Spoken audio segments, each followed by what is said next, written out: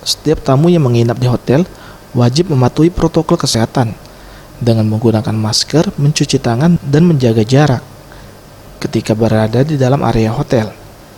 General Manager Hotel 101 Palembang, Anzar Maulana mengatakan, pemberlakuan protokol kesehatan ini dilakukan sesuai dengan himbauan pemerintah untuk memutus mata rantai pandemi COVID-19.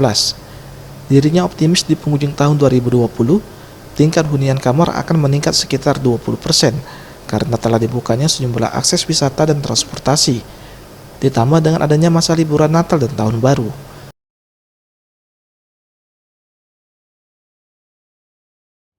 Tapi di sisi lain juga masyarakat di Palembang juga ini uh, sudah memahami juga tentang COVID-19 dan mereka juga percaya kepada hotel.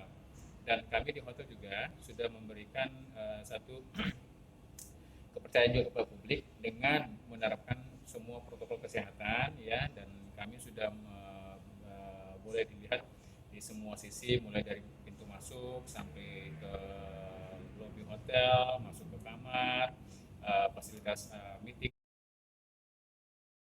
Tim Liputan, Sriwijaya TV.